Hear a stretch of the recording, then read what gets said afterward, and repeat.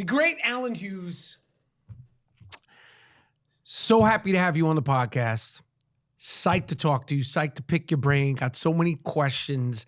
Allen Hughes, Dear Mama, 5-part, 5 hours documentary about Afeni Shakur and Tupac Shakur. It's really an Afeni and Tupac Shakur documentary. You directed The Defiant Ones, which was also ridiculous. Was that 4 parts? That was 4 parts. 4 hours? 4 hours, yeah. A little over 4 hours. Defiant Ones, which we could do a whole podcast about that, because when I saw that, I mean, I was bugged out just by the undertaking, just everything that you were able to capture in Defiant Ones. Menace to Society, The Book of Eli, and like I said, the Dear Mama 5-part documentary. How many hours? Like, what is it? Is it 5 hours total? That's 5. Dear Mama's 5 hours roughly, yeah. So incredible. I couldn't say, I've talked about it on my podcast. I've told friends to watch it.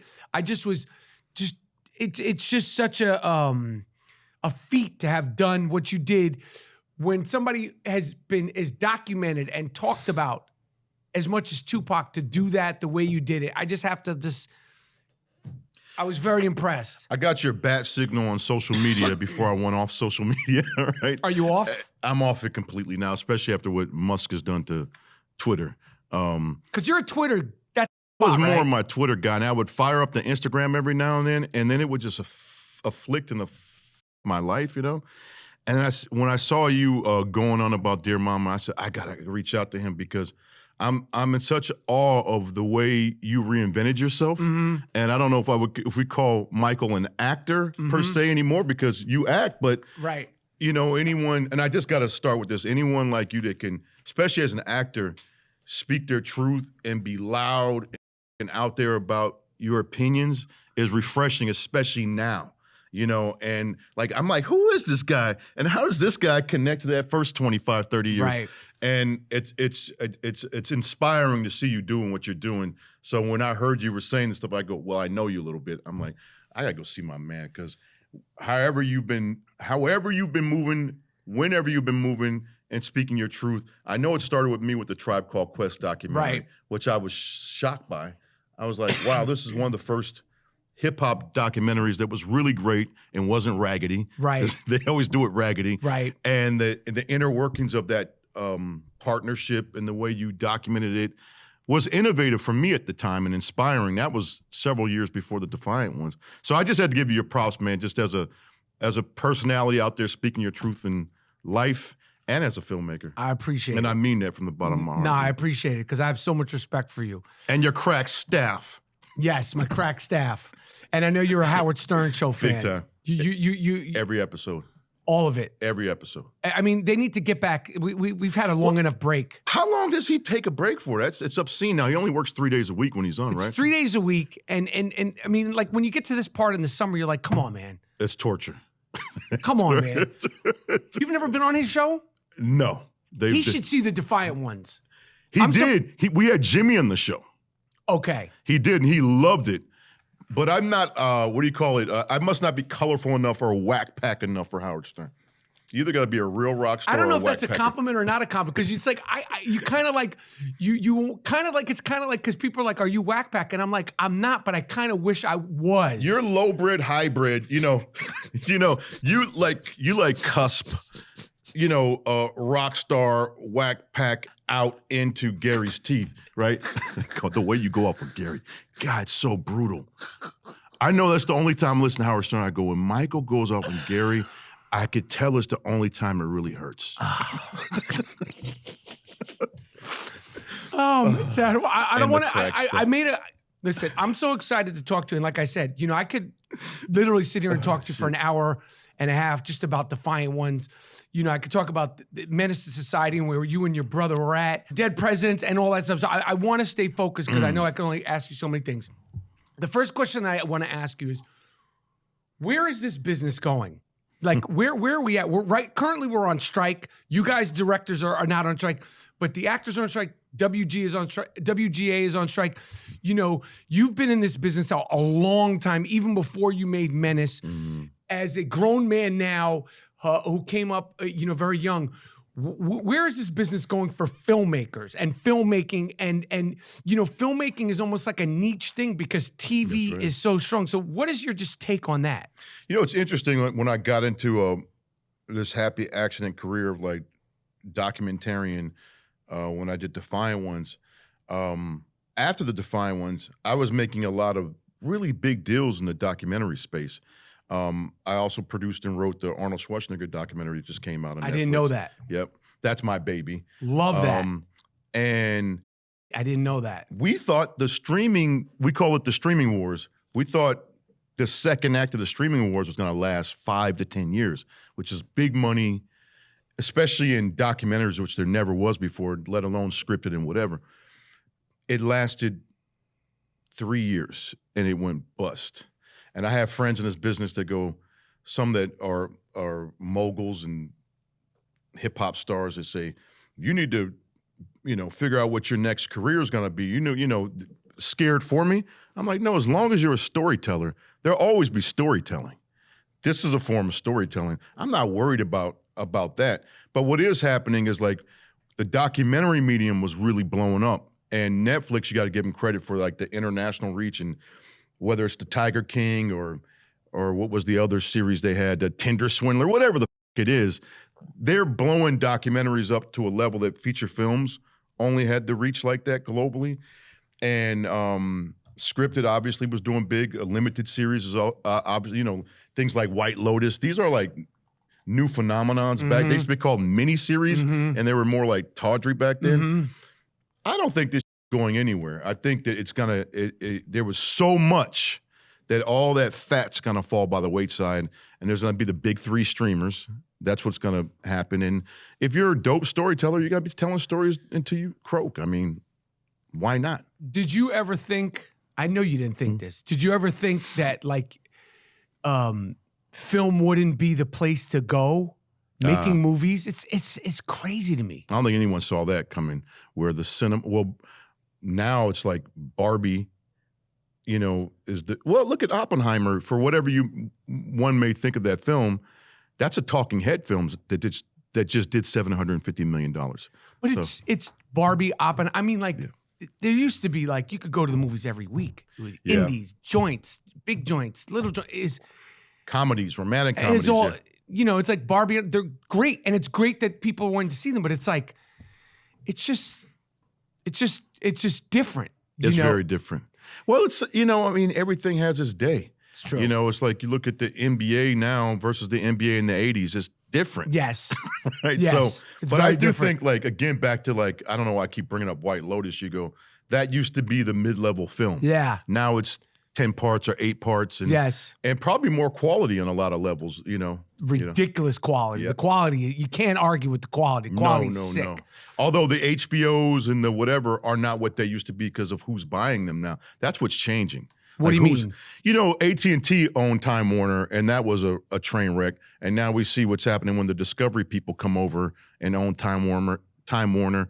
And I hate to say this, it's like, you know, an owner or a manager of McDonald's taking over the French Laundry. And you let's get rid of the HBO name and call it Max. You're like, what are you guys doing? That's all changing. Gotcha. You know what's really changing is you have these legacy studios. Let's say Paramount. We know the history of Paramount. We know the history of Warner Brothers. Let's talk about those two. And then you have these people that literally don't care about the history buying these studios. They don't care about the films. You see with the Discovery Channel, people are trying to do the Turner Classic Movies. And so the danger now in our business is people buying these companies that have no respect for the history or the legacy of the brand. And that's what's turning upside down, turning the business into garbage. You know? That's a good point. Yeah. Like I said, I gotta hit through because I have so many questions, but I made a pact with myself to stay focused because there's certain things I really want to ask you. You and your brother did The Book of Eli. You worked with Denzel Washington. Yeah. Excuse me. What was that experience of, like, being? I know you're such a fan of cinema. I know you grew up a fan. You know, when you're working with Denzel, that was years ago now. How many years ago was that? 10? 13 years ago. Okay, yeah. 13 years ago. Yeah. What was it like to work with Denzel Washington? What is it like working with him as an actor? What is it like transferring your brain from I'm working with Denzel to now I'm directing Denzel? And how do you direct Denzel Washington? Just give me your whole Denzel experience. How do you know to ask that question? Because that is the question. The last one you just said, how do you direct Denzel Washington? I'm not going to even call it a Jedi mind trick because you're not playing any mind tricks in The Ultimate Pimp. He's just got that kind of social IQ. He's got that otherworldly emotional intelligence. While we were developing the script for Book of Eli, it was a script, and then Denzel came on, and he was magical. Like we would go to his pool house and just break the script down, magical. But when it came time to roll film, he as he says, goes between his ears. And the first day I'm like, what's up? He's not the same guy. He just goes in and he does his thing. But to his credit, to me, pound for pound, when you look at the stat sheet, I think he's the greatest movie star of his generation. Period. I totally agree. I totally agree. And I'll draw a parallel to Tupac in a second, but go ahead. No, I agree, because when you look at the charisma, the looks, the talent, the longevity of the talent. That's right. The gravitas, theatrical, Broadway actor, right? $20 million payday actor, and he's black. So you can only compare him to like Mel Gibson in his prime, because Tom Cruise is more of a movie star, and Tom can act too, don't get me wrong. Tom can act, but he's not at the consistent level of Denzel Washington. He doesn't try to do that. No. And I don't think he can do that. No, but Mel Gibson was the close, like Mel Gibson's a real actor before all the I don't want to digress, because I'm like, you're bringing up Mel Gibson. Who else can you go? Because I don't want to get in trouble, because I'm a film director. Like, when you look at the 80s and 90s, Daniel Day-Lewis, okay? Daniel Day-Lewis, my only challenge with Daniel is it's always antiquated roles, like turn-of-the-century roles. Daniel, look at Johnny Depp's career. An incredible, dynamic, interesting career. I don't know if Daniel Day-Lewis can do that. I don't know if Daniel Day-Lewis can do what Mel Gibson did or Denzel Washington, but I don't know if they can do what he did. So it's apples and oranges. To answer your question, though, about directing Denzel, it's so similar to Tupac. Like, no batteries required, no direction required. Like, you don't need to do much. What those guys come with. What is his process as on the set? I mean, you're me up here because you said, like, in the pool house, we're breaking down the script.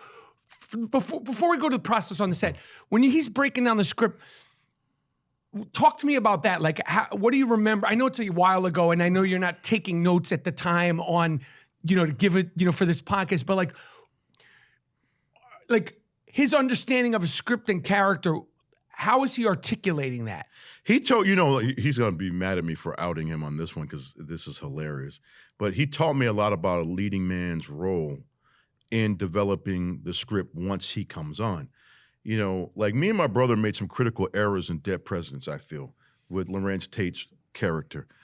You never put your protagonist in a position of getting dissed and not going back and getting his payback. When Cuddy did that thing to him, like, Denzel would never have that. And Denzel used to sit and this is hilarious. At one point he would stop and he would count pages 1, 2, 3, 4, 5, 6, 7. That's 7 pages. The money's not on the screen. What are you talking about? That's 7 pages. The money's not on the screen. That's 7 pages. His character's not on screen. That's a no-no. And like classic Clint Eastwood, like, this is the anti-hero spaghetti western or post-apocalyptic or even Training Day. That's 7 pages. He's not on the screen. And it never came across like self-centered or narcissistic. No. It came across like a real, like, science to the way you do these things. And he was really wonderful with, like, understanding what made a scene work or not work. This needs a button right here. Or the bad guy should say. He did a lot of writing on the Gary Oldman role. he would play it out in front of us. Carnegie in Book of Eli. Denzel would, because Gary Oldman wasn't hired yet. In fact, it was Denzel's idea. He goes, it would be great for this Gary Oldman. And he would play it out like he was Gary Oldman. And he would improvise. And a lot of Gary's lines in the movie was Denzel punching the script up in his pool house while we were woodshedding it. So he's a wonderful writer. The scene work he understands. He inhabits the other role. He knows what to do with his role. And he knows when the scene's working or not. And he knows how to, I don't know, he didn't force it. He was incredible. He was incredible. And he was incredibly collaborative.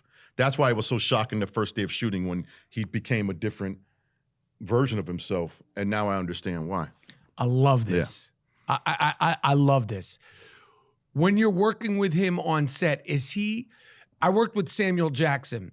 And he is, when I worked with him, he knows what he wants to do, and he just does it over and over, and he smacks it. And that was just a little film that I did with him. Gary Oldman seems like he might be like where he's trying different things. And you could talk about Gary Oldman too within this. Is Denzel, and then you could also talk about Gary Oldman, is Denzel like, this is how I'm going to do the scene. I'm locked in and I'm just going to kill it. Or is he one of these where you hear about actors' choices, finding it, which would say maybe Daniel Day-Lewis might be like, I don't know. I know when I worked with De Niro, he's ramping up during it. He's starting, what is Denzel's sort of process within a scene that, it's written, it's rehearsed, he's shooting. What is his process like within a scene? It's pretty dialed in at that point. I want to say more. Especially on Book of Eli, he was in his Eastwood mode where it's like two take Jake.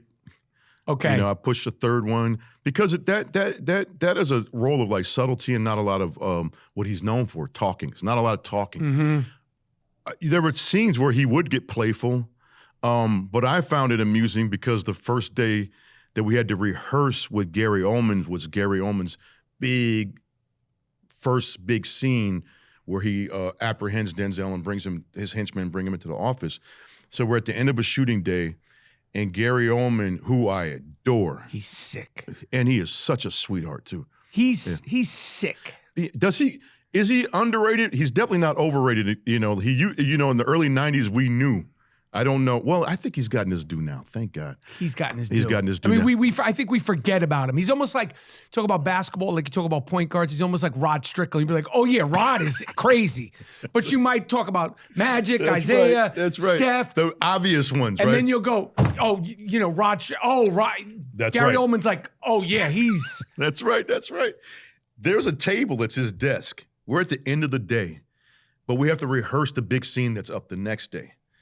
And Denzel, he's still in this, in the Book of Eli clothes, and Gary starts going, all right, so what if I did this? And he starts walking that way, and he pulls the chair and goes, what if I did it? Denzel's got a script in his hands, and then Gary goes, you see Gary like working the space, trying to figure out the physicality of being the man that's in power of this town, and having this guy captured Eli, and Denzel's holding the scripts, and after 5 minutes, you just see his shoulders slump, and he puts them down, and he goes, we're going to do some work right now. Because Gary was really meticulously working. And to Denzel's credit, it was Denzel's idea, which I love, to have to ask Gary to do the role.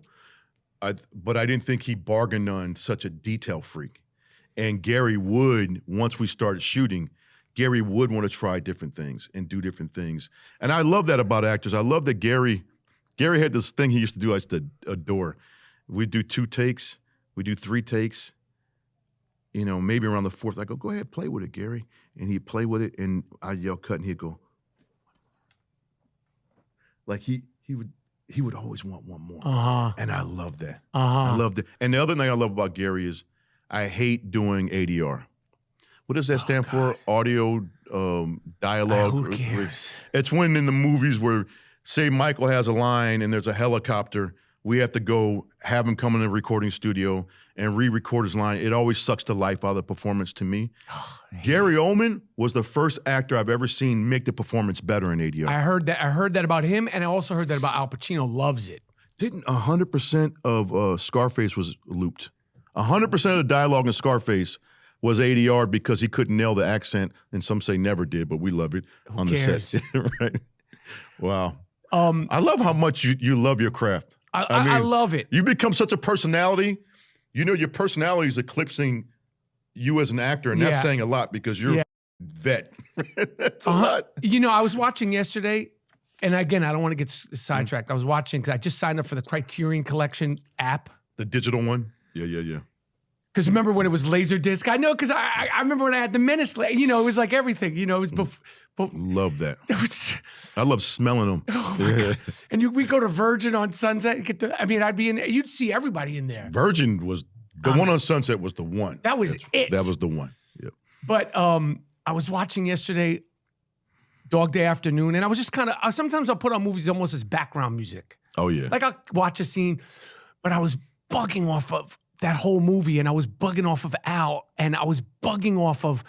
Like I was watching, and his performance is so kinetic and so frenetic, and I was like, I need to ask him, and I wonder if is he able to remember because it's so long ago. For us, we're still, you know, and obviously he knows but I was like, because it was so alive, and at that time, acting was just coming out of the rigid, you know, and Marlon and James Dean, they were, you know, and De Niro and James Caan, they were sort of changing acting, and I was like, what was going on in Al Pacino and Sidney Lumet that they were like, we want to go for this? Because that's like a documentary performance. His performance is You talking about Dog Day? Al in Dog Day. Yep. That's amazing. It's crazy. Such an unusual movie, too, the premise of it. The whole thing. Right. And the transsexual, and but the whole thing, I was bugging off it again, and I've bugged off it for years. How about the same guy that's playing that mousy character or Serpico? I think Al did something I've never seen before, and he doesn't get credit for it because of the hoo-ah and the chewing the gum now and all that, right? How is that mousy guy in Dog Day, Tony Montana? The way Scarface moves, the way he talks, when he gets out of that car and puts the gun in the back of his, when he's going into the motel, like just everything about him, like how is that Michael Corleone? And Michael Corleone is super still. You know, he's very... I don't think, I got to be real. Again, let's jump to Daniel Day-Lewis, who is one of the greatest actors of the past century, right? I'm talking about 100 years, not just this century, right? I've never seen Daniel make, you know, from Michael Corleone to Tony Montana. That guy's that's just next level what Al was. The movement. You know, a lot of these actors, I feel like. And where was the inspiration coming from? Where was that coming from? You know, just to like, this is what I'm going to do with acting. Do you know what I'm saying? Like it was like this wasn't theater. That's right. This is accomplishable on screen. Yeah. Because we're coming out of the wooden. You know, this is like they're bringing like a whole new language to. I don't think Bette Davis gets enough credit either. You know, I don't think Bette Davis gets enough credit. We talk about we give Brando a lot of credit. Yeah. But when you watch Bette Davis's career arc as an actress and her subtlety and the way she changed the game, she doesn't get enough credit. I don't feel. I agree. Yeah. When you're working with actors and they get stuck, or it's not the sound that you want, you know, or they're not hitting it, how do you move them, direct them? You talk about Jedi mind tricks. You know, for me, it could be simple as go faster. All right, go faster. Or go slower. Okay, I'll go slow. Because, you know, like a lot of people that have never acted, we think directors are almost like I've never had some sort of grandiose directing where it's like this introspective therapy thing.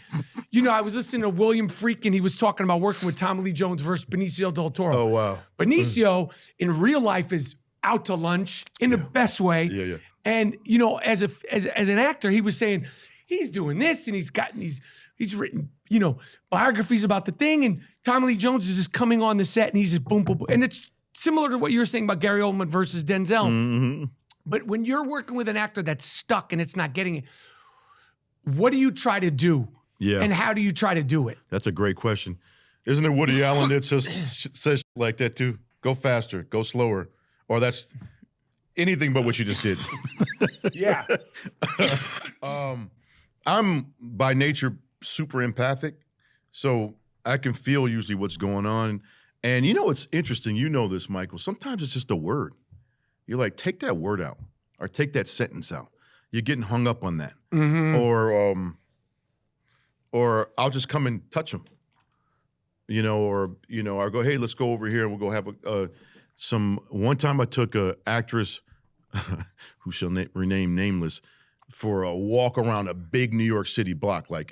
And halfway through, she got nervous, like, why are we walking off set? What are we doing? I could just tell her nerves were, like she just needed a hot walk, Other times I've taken actors into the trailer and in the case of Dead Presidents, I just play an Isaac Hayes track or something just to catch this vibe right here. So it's like it's like anything.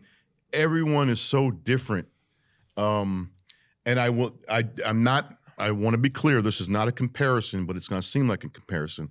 When we did American Pimp, there was the documentary about pimps, which I didn't mention. There was this discussion because there was this whole thing that pimps can turn out any girl, and your pimp hand is like this on each girl. And when you talk to these pimps, and they were honest, the quote is, you got to pimp on each accordingly. I mean, one may like to go to Coney Island and ice cream cones, and the other you got to take to the movie theater, and then, the other one you just take. She likes to go on walks in the in the park and get on the little Daffy Duck thing with the pedals on it. And I'm like, who would ever thought that they are this nuanced? Because each girl is a different animal, but movies and culture would have us believe that those guys are just doing this, and it's like writing, acting, producing, directing. Everyone's a different animal. Every athlete has a different cocktail. When Tiger Woods' wife ran him down with the golf club and his car hit the tree, and she insisted he get into sex rehab, and he had to stop taking his Vicodin and stop drinking his vodka, what happened to his game? Everyone has a cocktail. Listen, when he stopped fucking the waitstaff at Applebee's, things went awry. He needed those white women Vicodin and vodka. Let's open up the Red Lobsters and let Tiger get back to where cut. How about when Tiger became like not the black trick but the Asian trick? When we all have tricks. There's the white trick, the black trick, the Asian trick, the Latin trick, like all different types of tricking. When the girl released the voicemail, he's like, hello, this is Tiger. My wife's got my phone. Can you not call anymore? I'm like, dude, when you breathe, she knows who it is, okay? Just don't say anything. Just give her the phone. That's it. I'm going to get in trouble with Tiger now. All right, I want to get into Dear Mama, because I know this is, like I said, I could go, the pimping documentary is iconic. By the way, do you keep in touch with any of the gentlemen you met? Yeah. What is that like? The question is, do you keep in touch with any of the pimps that you had in the documentary? What is the name again? American Pimp. Do you keep in contact with any of the pimps that you guys portrayed in American Pimp? 100%, because most of them moved to Vegas, and it used to be called carpet pimping, the Vegas pimping.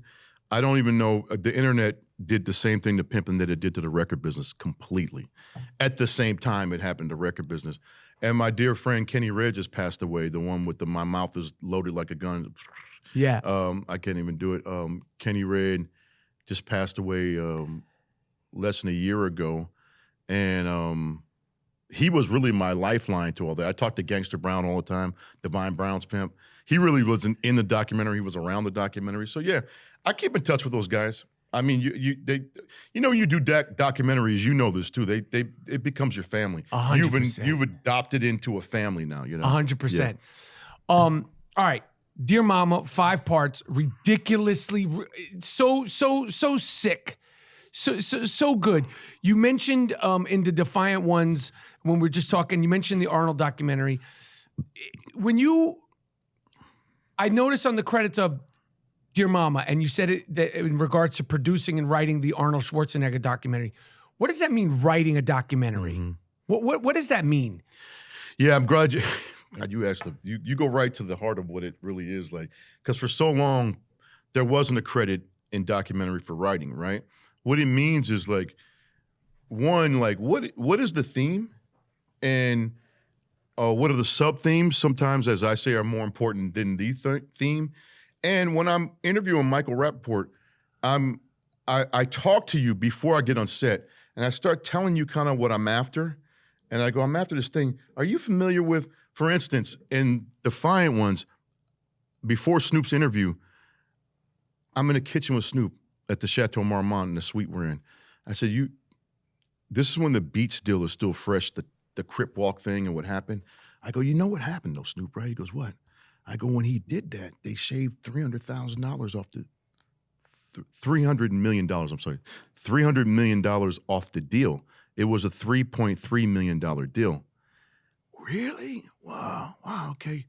Then when we get to the set, you know, he has that famous moment. He's like, hello, this is Apple. Yeah, shave a few million off the deal. Yeah, and so you work with talent to see if they're gonna adopt some of the. That was a pretty shallow example of like writing where you're like, we need this moment, we need this thing. Let's talk about this way. If I'm interviewing you too, I'll do a clinical interview, and then I'll see. I go, oh, there's something in there. I'll go back. I'll pull that out and go, all right, say that again. But I need to hear this word and this word. You're not saying. You got to be more specific, right? So you start directing and writing about like the beats of the story, because my head's like an Avid or Pro Tools, whatever you want to say. And more importantly, though, is when you watch Dear Mama, you see a structure that's complex. You see multi layers and timelines, and you're like, all right, what narratives are we, and what needs to go away? So you're putting, there's so many index cards with each story with, outlines to, A, B, C. Beforehand. Way beforehand. And in the archive, the dialogue editing, my partner, the lead editor and my co-writer, Lasse Yarve, a Finnish gentleman, the dialogue editing. Doug Prey used to do this too on Defiant Ones. Like if you say a whole paragraph, how they finesse words out of your mouth and finesse ums and buts into your mouth, rearrange sentences so they're smoother, rearrange paragraphs so they sing and have a melody, and the narrative has no speed bumps. So it's all writing, because you're, at the end of the day, to me, the thing about writing is like, what am I saying? What is my point of view? What is my thesis here? And there's a moment in the middle of part 4, towards the end of Dear Mama, where you see Tupac's drama teacher, Donald Hickens, talking about him performing that Starry Night by Don McLean, but it's just a movement piece Tupac's doing in class. And then you see the life of the whole documentary forward, and then you see Tupac in slow motion. You still hearing, and Shock G's talking about, this is what you want out of a man. This you guys want to see it real? Watch this, and then it goes to hit him up. So you see the central thesis in Dear Mama in a 9-minute reel, and it's heavily written beforehand. Yes, and through the process, and when you and then you get a great editor like Lasse, and then who's an artist, and then we've talked about this for years, and then we had the Don McLean and the Hit 'Em Up kind of, and it was just a good Showtime documentary version of it, as I call it.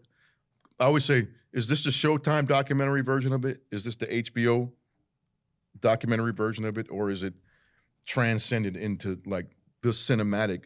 So we had a Showtime version of it for many months, and then he cut a wild hair up his ass and went in one day, and the one that's in the movie right now, which is my favorite 9 minutes in the movie. But again, it's a lot of writing. It's a lot of discussing the way we talk, the way we're talking right now. You're doing that constantly, so you're honing it.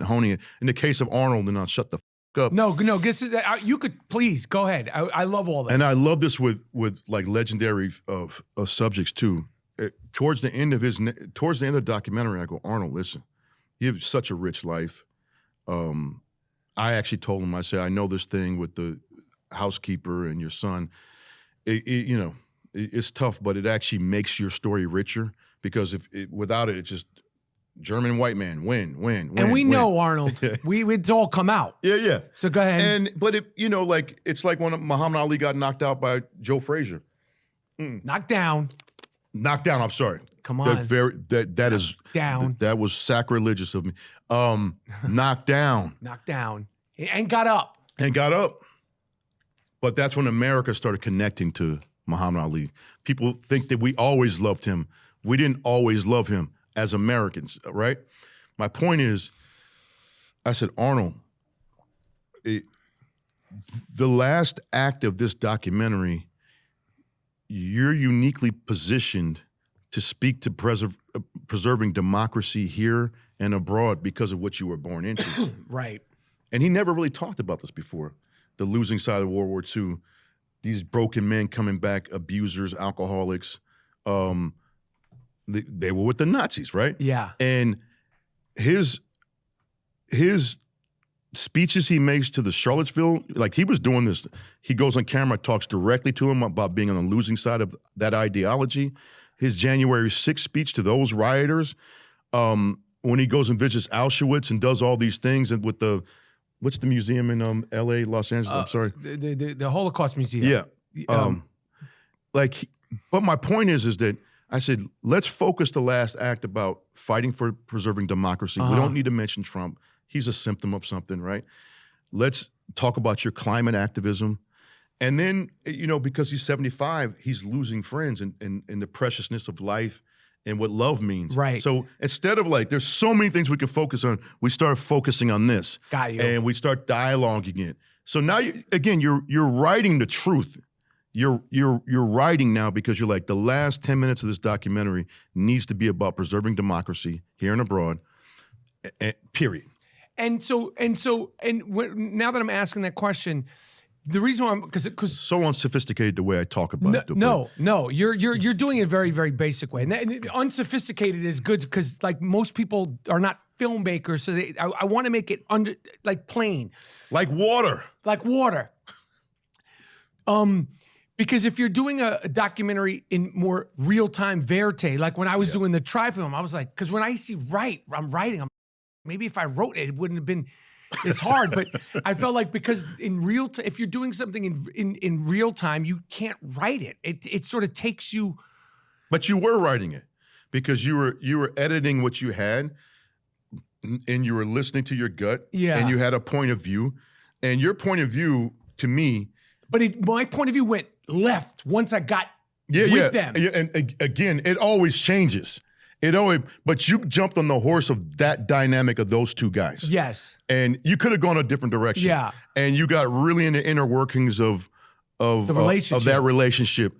And you rode that horse to the end. And then you made decisions. I'm cutting this out. Yeah. I'm leaving this in. I'm highlighting this this thing when Q-Tip talks about that. And when my man's talking about his diabetes, I'm going to get rid of that part, put this part. That's writing. I got you. Yeah. How did the film come about? How did Dear Mama come about? How did they approach you? Who approached you? How long had it been an idea before you started making the film? There was another prestigious filmmaker doing a feature version doc on Tupac, and had started down the road with the estate and the family. And for some reason or another, after a year, that didn't work out. And then I got called because I know a lot of the record label there, Steve Berman, the attorneys, Peter Paterno. So you got Steve Berman from the label, who I go way back with, obviously Jimmy, but Jimmy wasn't there at the time. Peter Paterno, who's the Tupac estate attorney, as well as Dr. Dre's attorney and Metallica's attorney. Jesus. So I know these people. Peter Paterno signed the first check for my first music video that I met Tupac on for Raw Fusion, when he used to run Hollywood Records and Hollywood Basic at Disney. He was the president, Peter Paterno. Okay. So I got a call from Peter. He's like, can you meet the Tupac estate? Who's the Tupac? Tom Wally. Oh, I know Tom Wally. He's the one that called me when Tupac wanted us to do his music videos, because Tom Wally was the president of Interscope. Okay.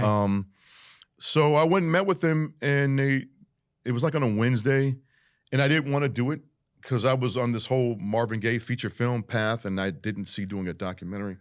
I said to them, I said, I don't think I want to do it for a bunch of reasons. Like Define Ones almost killed me. I don't know if I want to get into like the me and Tupac of it all. And I said, but give me 3 days to think about it. And I called them back Friday, and I said, I'll do it under one condition. If we can do it in multiple parts, and it be as much about Afeni Shakur as it is about Tupac. And they said, done. Yeah. And how much did you know about Afeni's story? Like I said from the beginning, it's as much as an Afeni documentary because we really explained like how smart, strong, resilient, flawed, but her and brilliant Afeni is. So how much did you really know about her life before you started making the film? The details of taking on the court, the details of Tupac will talk about, my mom, went to court and got us, got the Black Panther, represented herself. That's right. While I was in her belly. And you'd be like, is this really true? Or is this? And then you're like, yo, in this documentary, you really see it. That's right. Detailed. I mean, it sounds so fantastical. And it sounds like, really, like, okay. I was cultivated in prison. Yeah. Like, was it a traffic ticket? And like, no, this wasn't no traffic ticket. Yeah, she was facing 360 years in prison in a famous case called the Panther 21 trial with 20-some other of her comrades.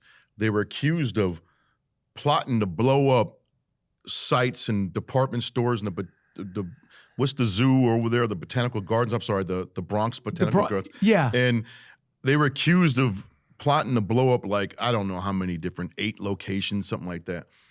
And she represented herself. Now, what I knew before I did this documentary was what we all knew. I knew the song Dear Mama.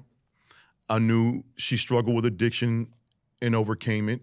And I knew she was a former Panther. That was it. That's vague, right? That's it. When you talk about like former Panther. Yeah, that's it. I mean, when you watch the film, you see how ahead of her time she was. Crazily. Wow. And she should be on the Mount Rushmore of civil rights leaders just alone by virtue of just how she represented herself and got them off here in Manhattan in the same courthouse that Tupac was tried in for the assault case. Which is insane. And that cut, that part of the film, you're just like, there's so many goosebump moments in the film as a viewer.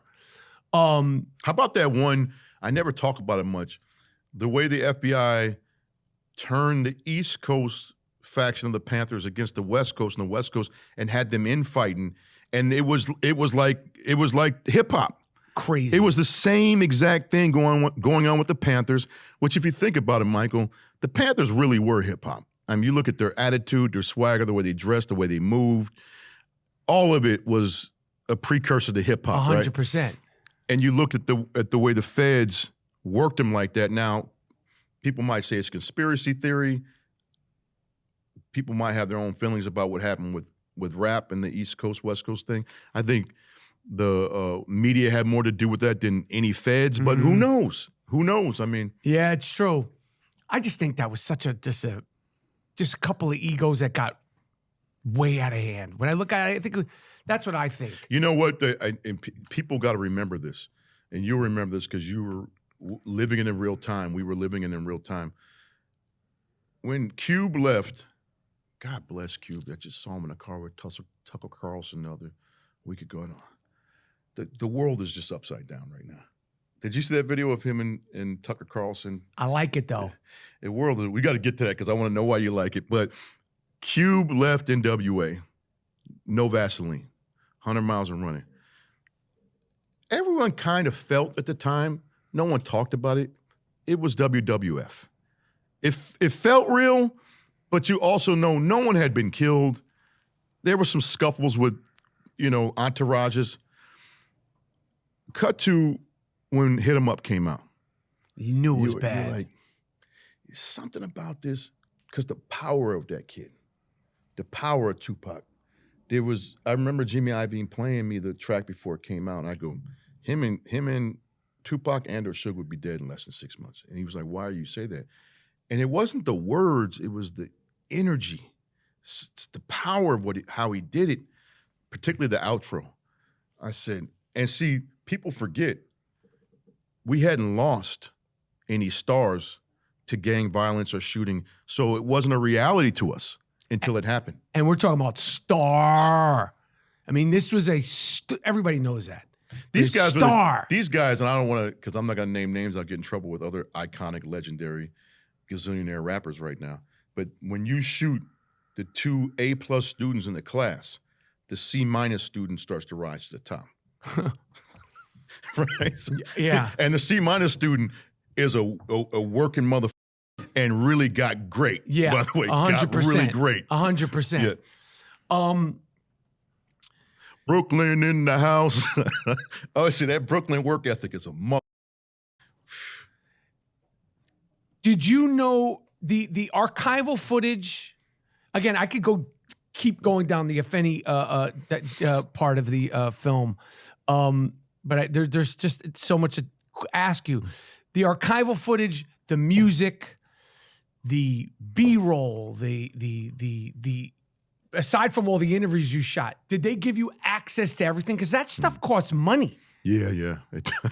Was that one of your precursors to do the film? Because when you did the Defiant ones, there's goosebump moments in that. Like, I'm like, what the is going on? Even like, I'm not even a Bruce Springsteen fan or a Tom Petty fan, but when there's footage of them in the studio, I'm like, this is crazy. Yeah. You know, and the NWA footage in the studio, I was like, what is happening here? So is that one of your precursors to doing a documentary of this size? Like, I need access to everything cleared beforehand? Absolutely. With Tupac too, the most important thing was getting access to the writings, you know, whether it's the poetry, the lyrics, whatever, getting access to the acapellas, which the estate was very sensitive about. And they would fight every yard of that anytime I wanted to pull the acapellas. To their credit, they were like, what are you doing if this gets out? You know, some DJ, you know, they were very precious about.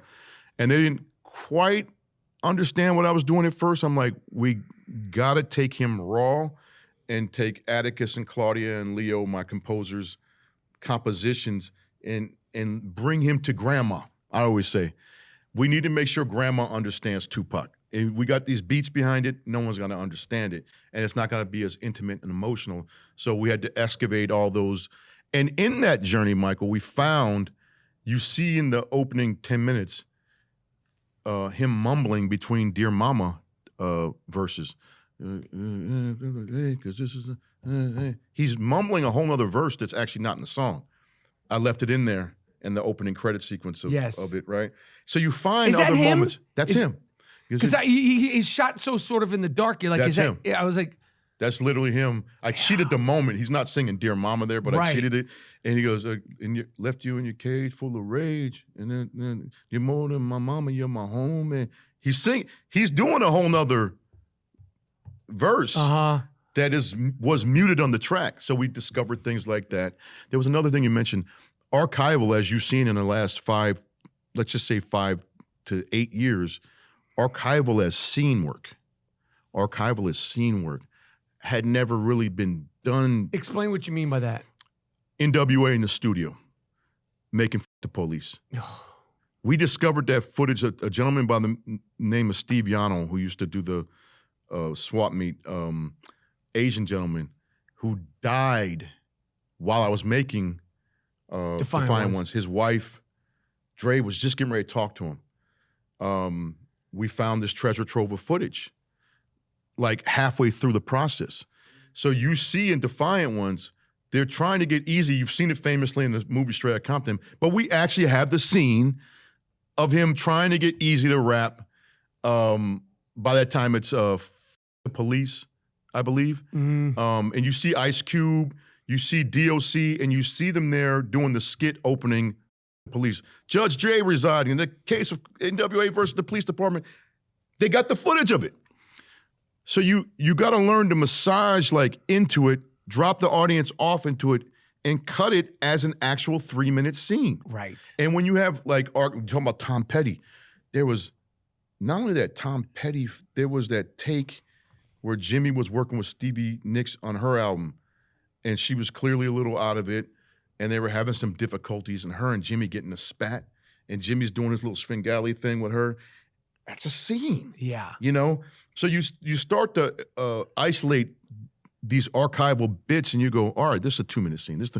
And what we learned is it's way more powerful sometimes than an actual film because it's real. Yo, I mean, and also we know the songs. We know this. And when you're hearing them, like, you know, working, it's just, you're just like, I call them, for me as a director, but also as a viewer, goosebump moments. They're goosebump moments, yeah. Yeah. So when you have, there's been great documentaries about Tupac. There's been some really, really strong documentaries about Tupac. When you're watching the archival footage and this making of footage and you're getting the acapellas and the outtakes, what do you remember as one of your first goosebump moments as a director where you're like, oh, I didn't see this. I didn't know this existed. Like, I'm hearing like a bad take of Dear Mom, or I'm hearing a bad take of Trapped.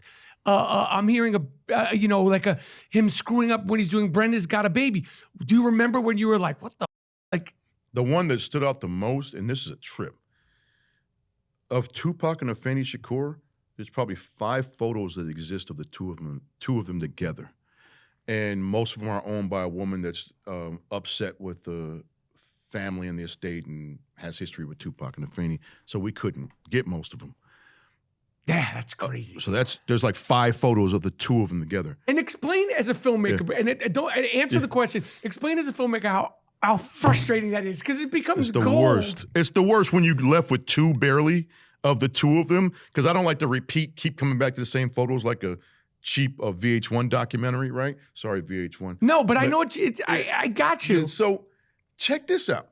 The thing I do that I discovered on Defiant Ones is, and it's the way I discovered what I since have coined the empathy cut, which is everyone's ripping off now, which is the subject sitting there listening to the other subject, and you're seeing the uncomfortable moments in between the moments, right? I've seen Holocaust documentaries and PBS using this technique now. It's just gotten out of hand, right? But Defiant Ones was the first documentary to decant, as I say, because I discovered this, bear with me because I'm going through the archival. I discovered this when I went to show up to Bruce Springsteen's house. I said, how am I gonna, these legends, they don't give about me. Like, how am I gonna find the human being? So I would roll cameras before they were mic'd up. This chair would be empty, and then you would see him come in. I didn't know at the times I used some of that stuff, but I would use the moments in between, you know, when Bruce is doing this, and seems like he's listening to Landau or Jimmy and whatever, and we start developing this thing called an empathy cut. I also would, whatever iconic music video or iconic music video, I would go into the raw footage and go to the left of the iconic moment or to the right of the iconic moment where the artist is in that rock star suit, you know, that thing that we love, and you go, what is that the moment before the, you know, like, it's surreal because you've never seen these moments before. The goosebump moment for me was when I discovered footage from the I Get Around video, and they were at lunch having a barbecue. Tupac had his shirt off, he's eating barbecue, and there's Afeni laid right next to him, and they're just chilling together in 16 millimeter. It was all of 8 seconds, but in the film, it feels like a lifetime the way we use it. Mm-hmm. Because there's no moving footage of the 2 of them together. Mm-hmm. There was none that existed. Mm-hmm. So you go and do these, unfortunately, like, I was trying to always find the outtakes of California Love so I can do raw. I liked in these documentaries, you go, all right, that one shot of Tupac we love. I didn't like the way Tupac was lit in California Love because it came from under, and he looked a little weird. Mm-hmm. Sorry, Hype. You're the dopest at music videos, but the dopest. No one, not even Hype Williams, no one had the outtakes of California Love. I had the outtakes of Brenda's Got a Baby, clearly, which I've been Which you directed. Which I directed. You and your brother.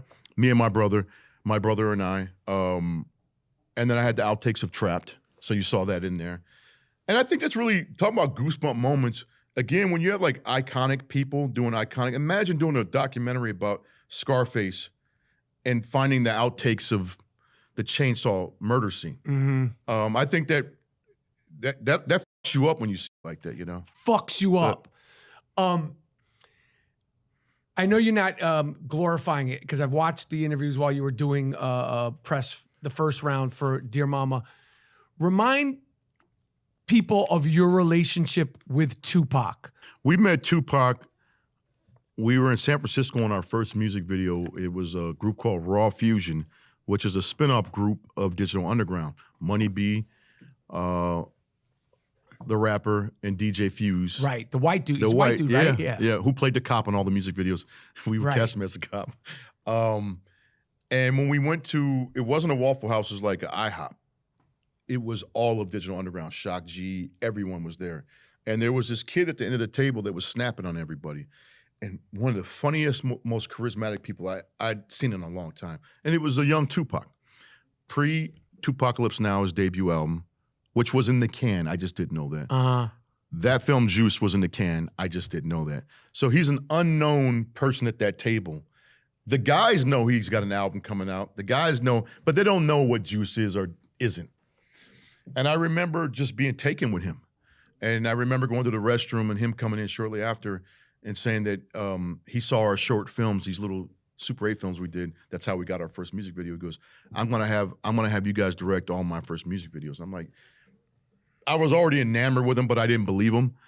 And the next day was the shoot. Me and my brother were so excited we didn't sleep that night. And we, back then you would do little scenes before the music video. Right. So you could show that you're a real director. Right. And I kept going, where's Tupac? Where's Tupac? I waited for Tupac was like 30 minutes late. And I put him in the middle of the scene. And then we rolled camera. So I knew there was something going on with this guy for me to wait on our first music video for him to come and put him in the scene when he was not a celebrity at the time. And sure enough, Tom Wally of Interscope Records 2 weeks later calls us and says, can I we weren't known as the Hughes brothers, like the Hughes twins, guys, yeah, Tupac, can you come in? Like you could tell they were like, we're 19. And Tupac's 19, right? And Tupac's 19. You guys are children. Exactly. You're teenagers. No, we're kids. You're children. We're kids. And then when you cut to, Michael, insane. What happened with us and Tupac, when you cut to, I don't want to jump too far ahead, I got to remind people, a generation before, you're lucky if you're a young black male and you're going to college, let alone record deal, movie deal, getting famous, and the egos that come with that. And what transpired was because we were all so young. But we became quick friends. We did. I would pick him up. Me and my brother would pick him up from the Burbank airport. It felt like the better part of a year. It probably was less. If when you're young, it felt like 3 years. Mm-hmm. We were really close. And we did his first music video, Trapped. We did his second music video, Brenda's Got a Baby, which is like the crown jewel for all of us. And then by the time we got to My Homies Called, we were having problems in a relationship. It was his idea. He kind of directed it, but our name was on it. Mm-hmm. And he had agreed, because New Line Cinema, for our first feature film, Menace Society, says, we'll greenlight your film if you get a platinum recording artist. He wasn't platinum at the time, but he was big because Juice had come out now. And he agreed to come on for a small role to help the film get made. There's so much. There's a lot in there. It's a lot. You say something in the film. You say something because you wound up sort of interviewing yourself or being interviewed by, I can't remember the guy who sort of... Adrian Gregory, his manager, yeah. But you talked about when you were shooting Brenda's Got a Baby and the long lens, and talk about what you saw that made him special. It's when you're a money man, it's like having worked with him for a few months already at that point. Juice had come out, I believe, at that point. Now, by the time we got to Brenda's Got a Baby. And there was a moment where he's sitting down with a little baby girl and the camera was up here and looking down at him. And I remember I went into the eyepiece. And mind you, I've known him for a few months now. And I went, oh.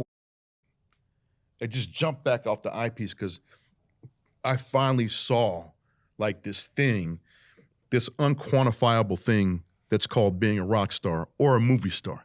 It's an aura, it's structure, it's your eye. It's who knows what that thing is, right? But I felt it then. And that's when later on the street, we started doing this the camera was just swimming over his features and doing weird, obtuse things. And I remember in the edit, Tupac was like, "What is that? Cut that out, guys. Like, why are you doing that?" And we turned and did our version of "That's art, Tupac," you know. And somehow he let us keep it in because he was so powerful that you could just linger on his eye or on his lip or on his neck or whatever it was. But I didn't know it until we shot that black and white music video, how powerful. And like Denzel, I don't believe I ever had to tell Tupac anything except for like, just favor over here a little bit more. And I doubt I had to say that. Because if you see him in that video, or you see him in any video, and I think he came with this. There's 3 cameras here. He's acutely aware of. Even then. Like advanced in that way, because I remember when we worked with hip hop artists, most of them didn't understand what actors understand. To be honest with you, I didn't really start paying attention or understand the camera for a while. And that's correct, because I was like, well, I don't care about the camera. You know, you could have, you know, it's a good thing. It's a good, yeah. I've been, but that's a great, it's the C word. It's charisma. It's an untangible thing. It's why someone asked me yesterday, go, why are we still talking about this guy? I said, Mike Tyson says it. He says, I've been all around the world. He goes, the children's soldiers in Africa, what was Tupac like? 10-year-olds with machine guns. They can't even speak English. They feel him. That's what made him the best. That's what made him the greatest. And he would talk about, can you feel me? You know, you'd be like, yeah, you know, you could feel him. That was his thing. You know, he inspired me so much as an actor, because even his music and his acting, but you know, because it was like that, you know, well, you know, he wasn't, you know, who knows what he would have grown into, but he wasn't the most technical actor during his up to 25. But you could feel him. Like, he didn't have like a proper New York accent as Bishop in Juice. That's right. But it didn't matter. It didn't matter. And we got robbed of probably the career that would have really defined him, which was as a great actor. 100%.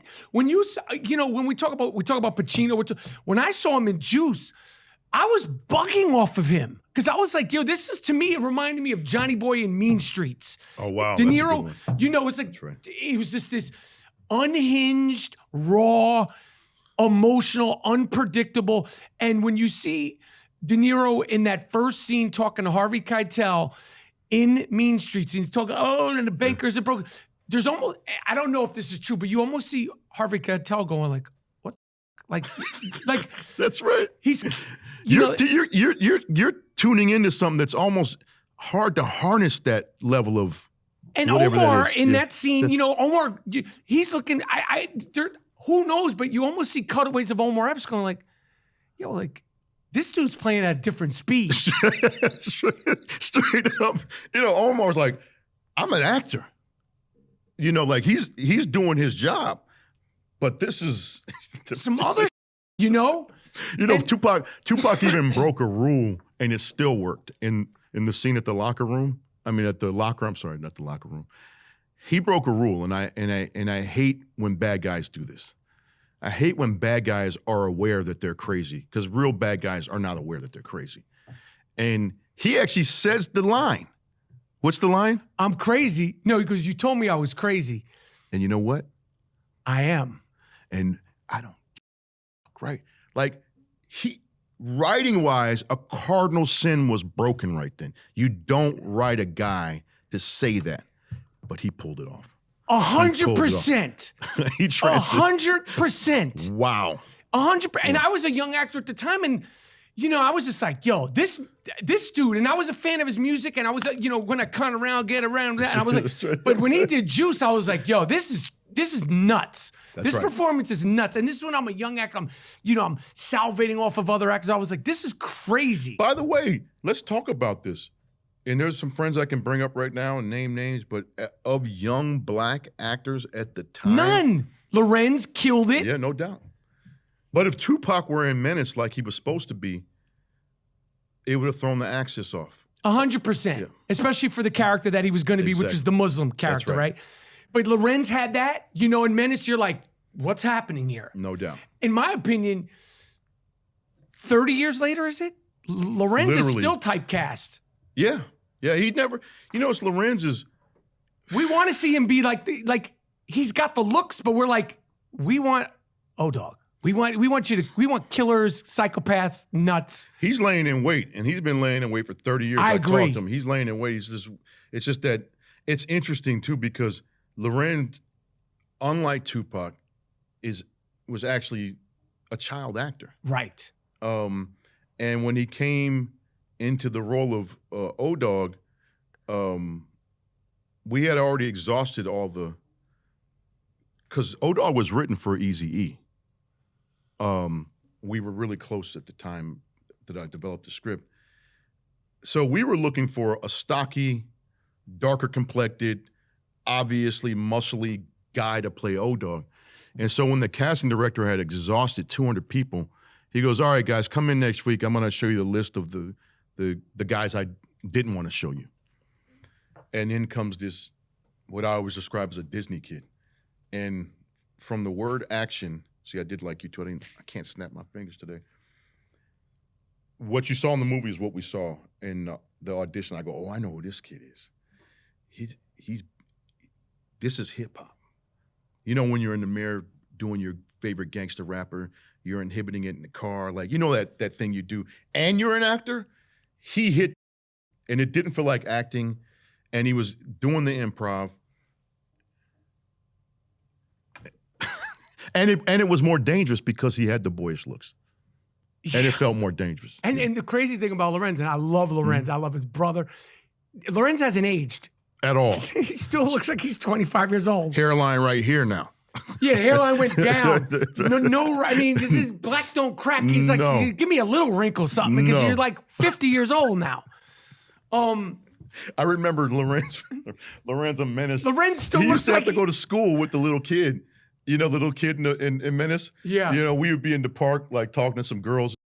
And I remember I don't know what those unset people are that come and get you. He had to go to school, Lorenz, the hours. Yeah, Lorenz, it's time to go to school. And Lorenz pulls that person aside. It's like, I'm trying to holler at homegirl over here. You keep that school. That's funny. Because all of us were of age. He was the only one that was under 18? He was 17. Yeah. Oh my yeah. God. Yep. That is crazy.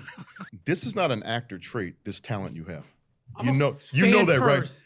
right? But I'm saying, like, just your whole get down is like, I said, when you're in the bathroom, your passion and your curiosity and for the culture, and I hate that, because directors, actors, writers, we all have our the way we're stereotyped, our personalities. Yeah. And in general, it's true in general, but there's exceptions to the rule. And in your case, like, I think you're a human being first. Right? You're not defined by being an actor. No, yeah. I appreciate that.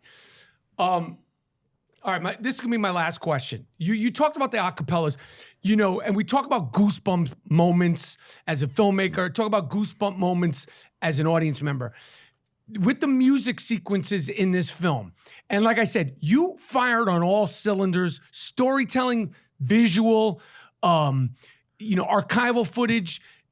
But the thing that you did with the music sequences in this film, where you're taking the acapellas of actual Tupac, you're putting your score, you're playing around with sound edition, like in the America's Most Wanted with the bottle clinks and the toasting. Mm-hmm. What is your inspiration for that? Like, because I've never seen that before.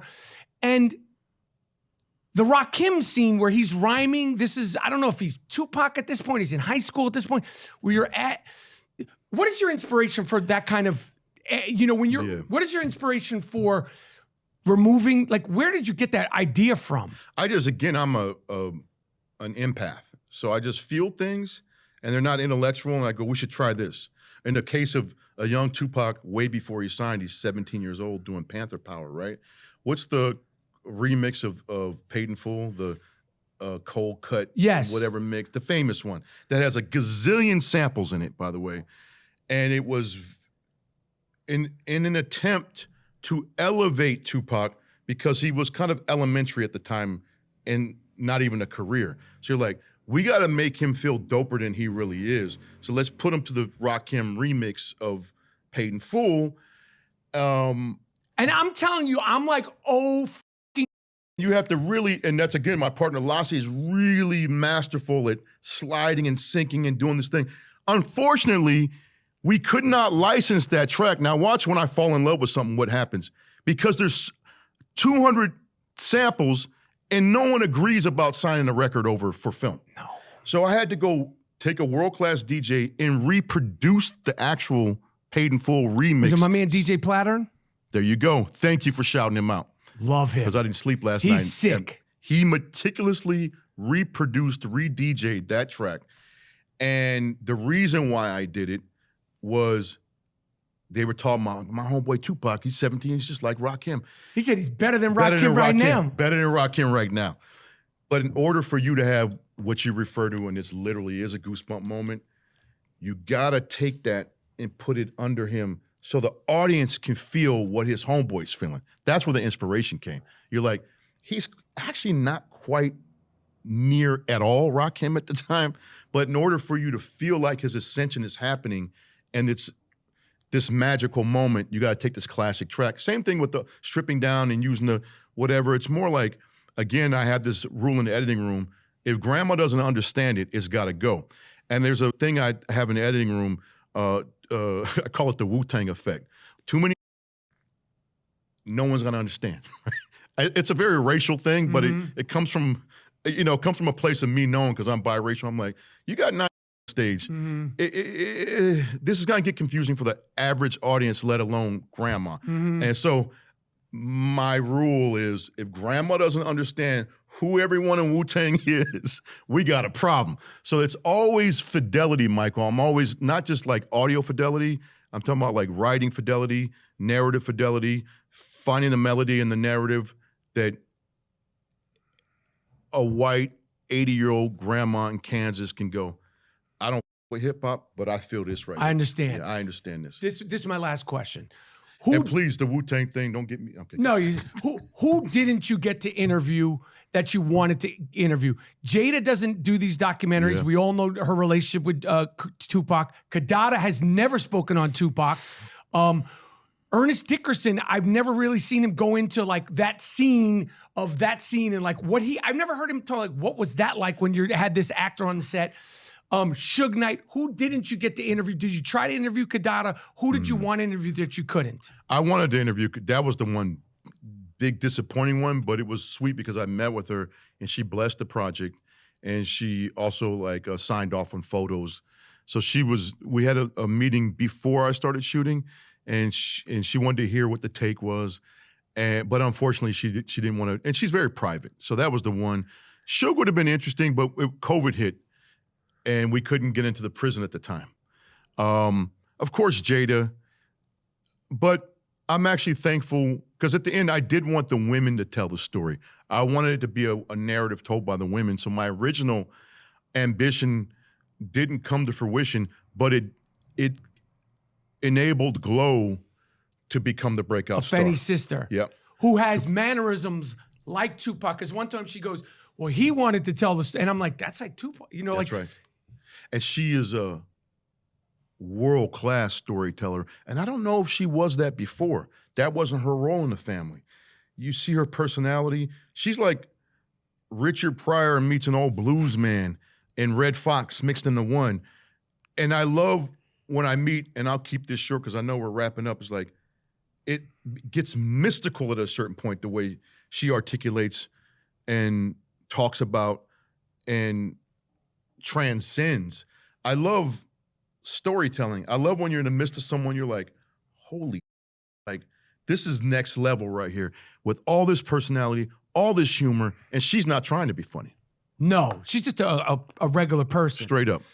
All right, Allen Hughes. I can't urge people more hard enough to watch that film, to watch The Defiant Ones. And I just wish you nothing but the best. I need more filmmaking, more documentaries, more storytelling, more of your stuff as much as you can, because I just love it and appreciate and respect it so much. And I appreciate you coming on the podcast. Thank you for having me. I flew all the way to New York to see you, my friend. Dear Mama on Hulu. There's the plug. 5 parts. This guy. Of Tupac. I think you're the best that ever did this. I'm gonna be real with you. For real. Because I like I told you, I can't phone enough. I'm Rapaport Stereo Podcast, Allen Hughes. I'm out. And before he's out, when are you directing another documentary again? Well, you said Defiant Ones almost killed you. Yeah. And I was talking to my friend, I was like, the reason why I haven't, because the Tribe film almost killed me. I could feel it. They're rough. How long did it take, by the way? 3 years. That's a real doc. They're 3 years. Michael, we need you back on the microphone with the documentaries. Really, talk about documentary filmmaking. Almost like there should be a mental institution for all documentary filmmakers. I checked into. I got to say one thing. I know someone's coming up the stairs. I checked. Are we still recording? Yeah. I literally checked into a place called Avalon after the Defiant Ones. The Defiant Ones came out July 2017. I checked into a rehab for 30 days in August. A rehab in Malibu. For drugs and mental problems. I wasn't on drugs, but I had for 30 days. I totally understand. They're not fun to make. That's why I don't understand how you did it. But you got to watch it.